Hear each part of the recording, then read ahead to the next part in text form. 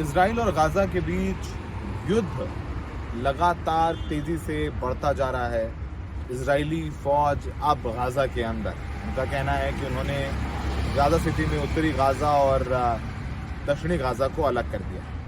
क्या शांति होगी? हज़ारों लोग रोज़ मर रहे हैं, खासकर अब फ़िलिस्तीनी बच्चे, तस्वीरें आ रही हैं और वाकई में तस्वीरें दिल दहला देने वाली। क्या अब ईरान मध्यस्थता कराएगा? कल भारत के प्रधानमंत्री नरेंद्र मोदी ने ईरान के सुप्रीम लीडर से बात की है। क्या अब कोई बीच का रास्ता निकाल सकता है? ईरान की भूमिका क्या रहने वाली है और अभी ज़मीनी हालात क्या हैं? सब पर बात करने के लिए सौरभ शाही हैं। सौरभ शाही से हम पहले ही बात करते रहे हैं, मिडिल ईस्ट एक्सपर्ट हैं, इलाके को जानते भी हैं, वहाँ जाते भी रहे हैं। सौरभ, ये युद्ध तो लग नहीं रहा है कि इजराइल किसी की सुनेगा। गाज़ा में अंदर जाना, रोज़ तस्वीरें आ रही हैं, वो किसी की यूएन चिल्ला रहा है, हत्या चिल्ला के प्रदर्शन हो रहे हैं विश्व भर में, वो दबाव में नहीं आ रहा है। युद्ध बंद होते हुए रुकते हुए आप देखते हैं कि होगा ऐसा? देखिए, डिप्लोमेटिक दबाव से तो ये युद्ध नहीं रुक रहा है, क्योंकि एक तरीके से जो ब्लैंक चेक अमेरिका ने और बाकी वेस्टर्न पावर्स ने इजराइल को दिया है, वो ब्लैंक चेक वो इनकैश कर रहा है। तो जाहिर है कि उसको पता है कि डिप्लोमेटिक कवर उसको मिली हुई है, तो वो युद्ध उससे तो नहीं रुकेगा। जहाँ तक बात है मिलिट्री गोल्स, तो वो गोल्स जो हैं इजराइल के, वो नहीं अचीव होने वाले।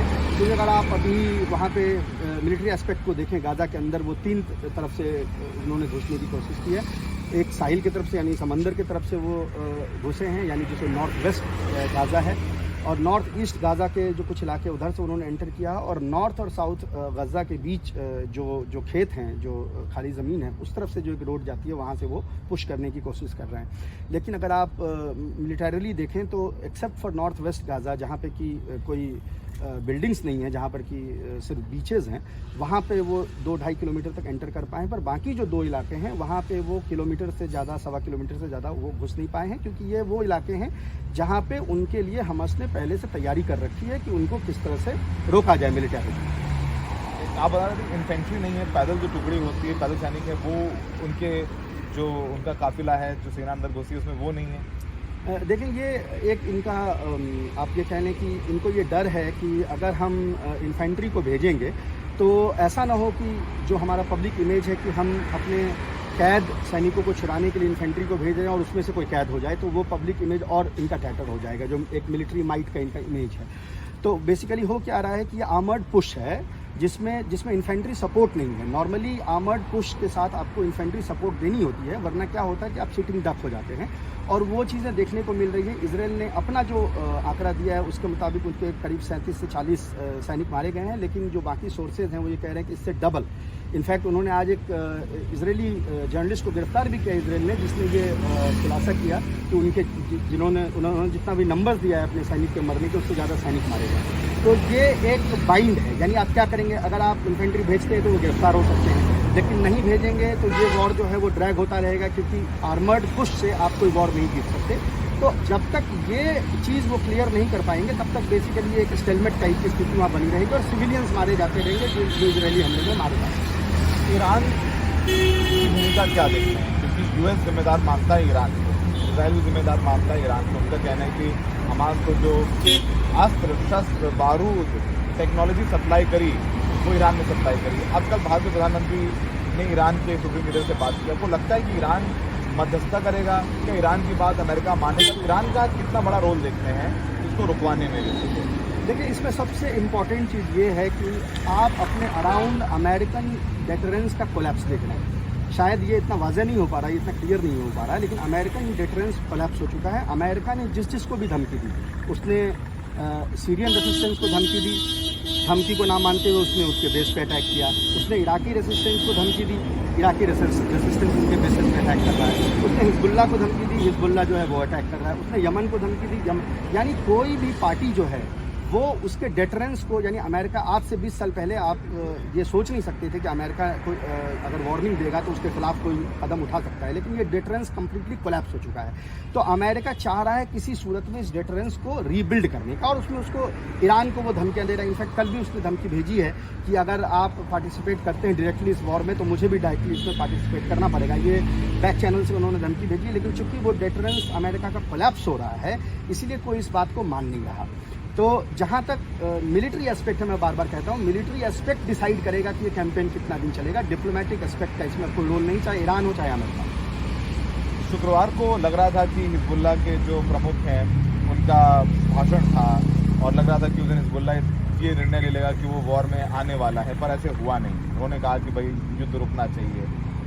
हिजबुल्लाह का कितना बड़ा रोल देखते हैं कि हिजबुल्लाह ने साफ कर दिया है कि वो जिस तरीके से अब गाजा में घुस गए इजरायली, हमास अकेला पड़ गया है। अब ऐसा लग रहा है कि इजराइल के साथ अमेरिका है, सीधे तौर पर उसके ट्रूप्स हैं। हमास के साथ अब सीधे तौर पर सेना कोई सैनिक भेजने को तैयार नहीं है। तो हिजबुल्लाह ने थोड़ा कहीं डिसपॉइंट कर दिया हमास को। देखें ये जो अमेरिका की धमकी काम आ गई। देखें, अगर धमकी काम आ रही होती तो डेली इजरायली सेटलमेंट्स पे और उनके मिलिट्री उस पर हिजबुल्लाह अटैक नहीं कर रहा होता। जहाँ तक बात है वॉर के अंदर यानी ग्राउंड इन्वेजन की, तो उसकी ज़रूरत नहीं है। जैसा कि मैं पहले भी अपने उसमें कह रखा हूँ कि ये पिनिंग मैन्यूवर हिजबुल्लाह ने इनके बेस्ट सैनिकों को, यानी आप देखें गजा में मजबूरी में इजराइल को अपने रिजर्विस्ट भेजने पड़ रहे हैं क्योंकि उनके जो टॉप फोर्सेज हैं वो उनके नॉर्दर्न बॉर्डर पे हैं जो लेबनान के साथ है, क्योंकि उनको ये डर है कि ये कभी भी अटैक हो सकता है। क्योंकि स्ट्रेटेजिक एम्बिगिटी भी एक चीज़ होती है, तो मिलिट्री में आप स्ट्रेटेजिकली एम्बिगिटी आप मेंटेन करते हैं, यानी आप बताते नहीं आप क्या करने वाले हैं। उनको ये डर है कि कहीं अगर हिजबुल्लाह की स्पेशल फोर्सेज जो रगवान यूनिट है वो अगर नॉर्थ से एंटर कर जाती है तो उसको रोकने के लिए जो नॉर्मल यूनिट्स हैं इसराइल के, वो उसके सामने टिक नहीं सकते। तो इसराइल को भी अपने बेस्ट फोर्सेज जो हैं वो नॉर्दर्न एरिया में भेजने पड़ रहे हैं। ये बहुत बड़ा हेल्प है। इसको अगर आप देखें, मैं बार बार पिनिंग मैन्यूवर की बात करता हूँ, this is the pinning manoeuvre. रही बात डिसअपॉइंटमेंट की, तो ये जो हमास है उनको पता है कि अपने इलाके में जंग किस तरह से लड़नी है, यानी वो अर्बन वॉरफेयर के लिए कई सालों से उन्होंने तैयारी कर रखी है और वो अर्बन वॉरफेयर वहाँ पे हो रहा है। एक चीज़ जो भाषण में आपने सुना होगा नसरुल्लाह के, जिसमें उसने कहा कि हम डिफीट नहीं होने देंगे, यानी उसे कॉन्फिडेंस है कि हमास जो कर रहा है अर्बन वॉरफेयर में वहाँ पर वो अपने टैक्टिकल गोल्स जो है अचीव कर लेगा और वो नेस्त नाबूद नहीं होगा। इसका उसे 100% जो है विश्वास है। और इसीलिए आप जो देखें बार बार कि वो डायरेक्ट पार्टिसिपेशन जो है हिजबुल्लाह की ज़रूरत नहीं है। हिजबुल्लाह अपना काम अंजाम दे रहा है नॉर्दर्न बॉर्डर पे, और उन्होंने बड़ी तादाद में स्पेशल फोर्सेज और तमाम जो यूनिट्स हैं, बड़ी यूनिट्स जो हैं इजरायली आर्मी को, उसको उसने बांध के या पिन करके रखा। तो सौरभ ने समझाया कि अभी इस वक्त क्या हो रहा है मिडिल ईस्ट में, युद्ध में क्या हो रहा है। ऐसा लग नहीं रहा है कि ईरान के भी बीच में आने से कुछ बहुत ज़्यादा फ़ायदा होने वाला है। जब तक इजराइल अपने गोल में कामयाब नहीं हो जाता, तो उसने निर्णय कर रखा है, मासूमों की जान जाती रहेगी। और ये डिबेट भी चलता रहेगा कि इजराइल गलत है, फिलिस्तीन गलत है।